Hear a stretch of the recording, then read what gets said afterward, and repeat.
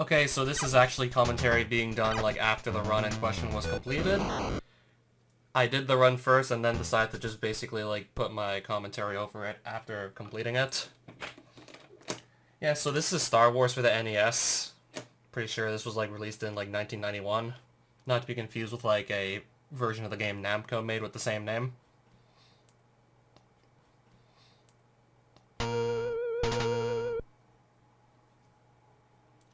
Yeah, so this is like one of the runs that I had to learn how to do for the Big 20 that happened just like 2 days ago. And it was commonly just going around that community that this was probably the toughest run to learn and complete inside Big 20, on top of being like the final run you had to finish. So first things first, ideally if you want to go like the fastest possible route, you want to start by just getting Luke Skywalker's lightsaber, and I'm taking like one of the quickest ways and one of the most straightforward ways to get there once you learn it. So yeah, typical any percent Star Wars run, usually want to just start with getting the lightsaber, since that can just one-hit kill nearly anything in the game, but unfortunately you have to be like close enough to it or the hit's just not going to connect. So then have to go here, and then re-equip the lightsaber, and then you'll actually start seeing that in action. Yeah, one thing to note that Luke Skywalker can jump really far across the screen, so in addition to be able to just like one-shot kill enemies, another good method of just dealing with enemies is to just simply jump over them. I mean, it's both faster for one thing if you're just constantly on the move, and also sometimes just straight up easier to just jump over something rather than kill it. Especially if it's just shooting more bullets back at you or something. So I definitely did play this a little bit safe. I mean, I want to be 100% certain I was in fact clearing that jump, because usually when I don't, I have a tough time recovering in that part of the screen. So then from here I need to go and, well, I don't need to necessarily do so, but I'm going to want to grab at least 2 shields. For the sake of learning this for the marathon, with like about like a week to do so, I opted to grab like 4 shields, but for the sake of actually just trying to get a personal best, trying to do like legitimate speedruns where I could just reset as much as I need to, I opted to get only 2 shields for the upcoming asteroid section. So just kind of like going up there, spending several seconds just to get one of the shields, unfortunately. And then unfortunately, I run into the Stormtrooper, both once into one of his bullets and then directly into the Stormtrooper himself, so I lose basically all my health from that one slip-up, and then thus have to redo a good chunk of this section here, this area, which cost me at least about 25 seconds in all, just to get back to where I died. Though I still decide to keep on trying to see where I can take this run anyways. I decide to still keep on going with just the 2 shields I did manage to pick up. I did pick up the second one just before actually taking a death, so if I can just still get past the asteroids with just the 2 shields, it might not be that bad losing the 25 seconds there. And then of course if I could just play like the later half of the game without just dying too much as well, that too. And then once we enter the Millennium Falcon, we have to just dodge asteroids. You can always just feel free to pick up more shields, so you can just sustain more hits before just losing the Millennium Falcon and having to redo the section. But I grabbed only 2, and each shield you do pick up lets you take 2 hits from any asteroid without just losing the Millennium Falcon. If you were to like decide, I don't know, you want to grab no shields, then any hit from any asteroid just kills you. But I picked up 2, so I can take 4 hits and not die still. Also momentarily just pausing the game, basically giving myself more reaction time to just figure out where to fly in such a way that I don't get hit by too many asteroids. Though as of late I've been pause buffering less and less. I mean, of course you lose time for doing this, but it just makes flying through these a little bit easier overall.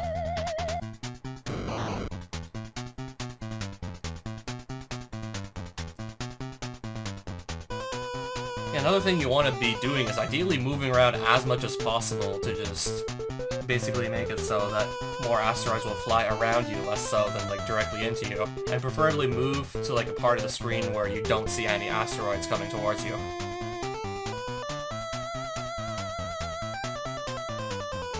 So what I like to do is typically just like basically divide the screen into like the left side, up above and then to my right. And occasionally just pause if there's like anything that's not like directly above me that's gonna come my way. I go up there. If it looks safe enough to go to my left, I'd go there instead, and so on and so forth for going to the right. And then yeah, after that asteroid flight, you finally enter the Death Star. The screen being like fairly easy once you actually learn like the exact like setup for it. You know, once you learn a setup for it, it's not that bad. And then here, you just gotta go in like all the right doors, but except for this first one, basically the first door you see, you want to just enter it, so it makes it pretty easy to remember what is in fact the correct way to be going. And on top of that, just, if you can fall down a ledge, you don't want to fall down the ledge, because you'll just be backtracking involuntarily through this place.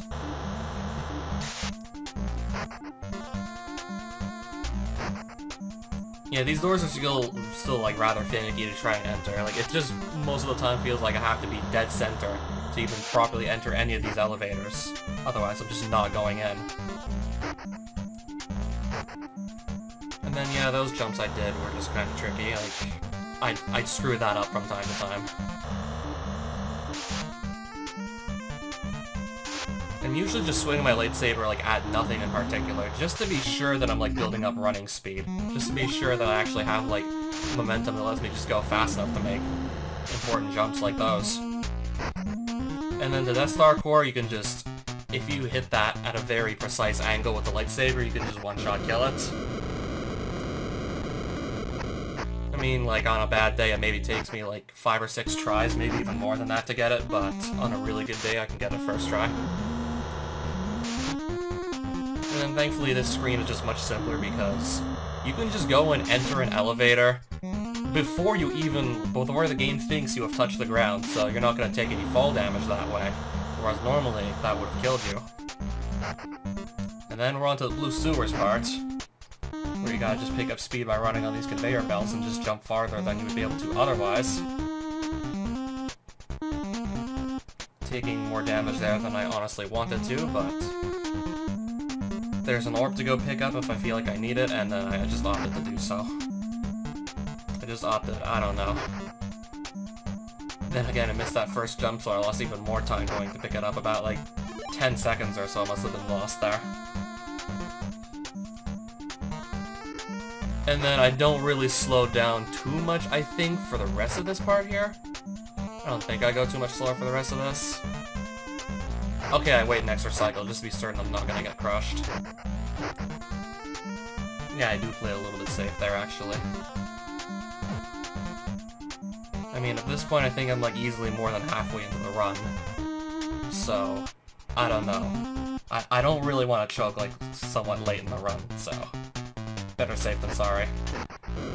And then as for that boss, I just one-shot. Again, like, just find like a visual cue you're comfortable with.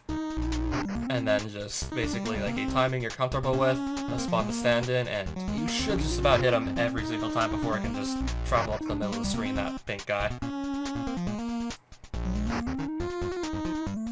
And then this screen in particular was just such a bitch to learn, but eventually I sorta got the hang of it.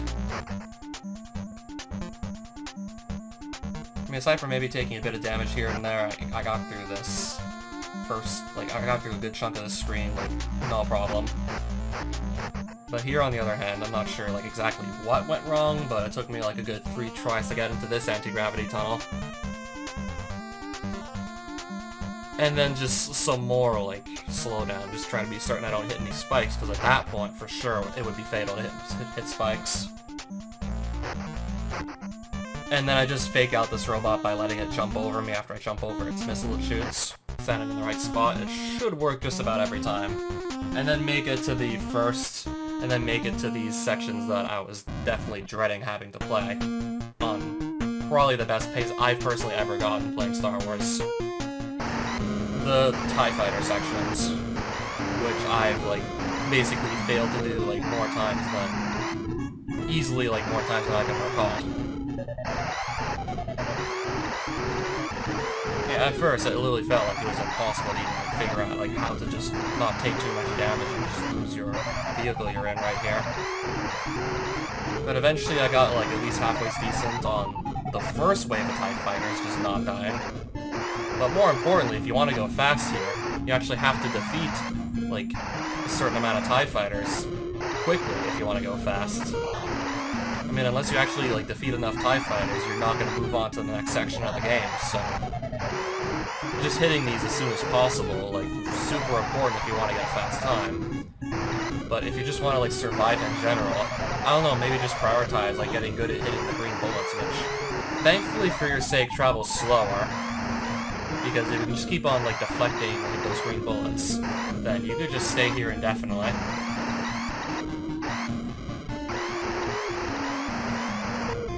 So yeah, of course, a lot of these shots end up missing, which is just frustrating, especially considering I'm trying to be as fast as possible here. And then sometimes I'm just, like, maybe sort of tempted to just chase a TIE fighter across the screen, even though that would put me at greater risk of just taking a shot from one of them and then just being one step closer to just straight up dying, and then having to redo this entire wave.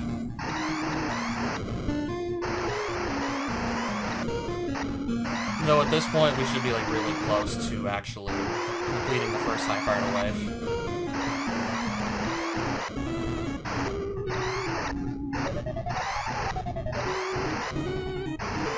Yeah, I'm pretty sure that was the last one. Yeah, like, once the stars start moving faster and, like, you basically lose control of your vehicle, you'll know you got it.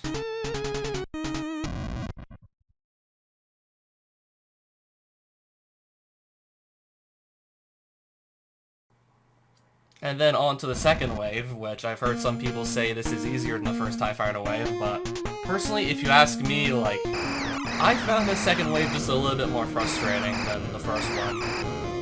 I mean, in my Big 20 run, I actually did do the first wave of TIE Fighters, which you just saw earlier, first try, but this one, on the other hand, I think took me at least 5 tries to just finally close out, costing me several minutes in the marathon. Yeah, losing several minutes alone just to having, like, enough trouble taking down these TIE Fighters with X-Wing. Yeah, it sort of just alternates between, like, TIE Fighters attacking you from the side and sort of, like, just basically staying at the altitude of your cursor if you just keep it as far out the top of the screen as possible, which makes those TIE Fighters easy enough to clear out, but once they start sort of, like, hovering just out of reach of your cursor, they can't go any further upwards, then it starts to get a little bit tricky. Then you really just need to be confident you can just hit these, and more often than not, you want to just move your cursor downwards, fly downwards a little bit, and then just sort of, like, move your cursor back up, and then hopefully, like, it will line up nicely with the TIE Fighters when they just move back upwards to try and catch you. Yeah, so we alternate basically between, like, easy waves of TIE Fighters and hard waves. Yeah, apparently, like, the first section is just, like, that much more difficult to do quickly, but apparently the second one that we're on right now is just that much more difficult to just generally survive them, which was definitely more or less my #1 priority, being someone who basically, like, only, like, heard about this game, like, what, last week? But I also first tried that second TIE Fighter wave, putting myself extremely close to easily, by far, my best ever Star Wars run. So I decided to just intentionally take a death bear since I'm on 2 health. If anything touches me at that point, I would have died, so I decided I'll just crash into the nearest wall, and then try and just basically, like, get this shot. With, like, a full health bar, because let's just say if a TIE Fighter crashes into me, if it doesn't push me into a wall, I could still close this out. So yeah, more importantly, I just have to, like, not crash into a wall, or even worse still, have a TIE Fighter push me into a wall. And I think it's safe to say at this point I was actually literally shaking a little. I was just so nervous, I don't know, maybe a TIE Fighter was gonna, like, blindside me right at the end, but no, we got it. And then that's the story of how I beat Star Wars in under 14 minutes. 1 week after I learned how to do the run in the first place. But even then, still, like, I don't know, maybe I want to take another minute off of this maximum, and then maybe I'll just put this behind me forever. But even still, like, I was very much satisfied and still am with barely a sub 14. It's not going to place very well on the leaderboards, but the fact that I figured out how to do all this in about a week still makes it at least somewhat impressive. Yeah, so that's basically the video. Thanks for watching.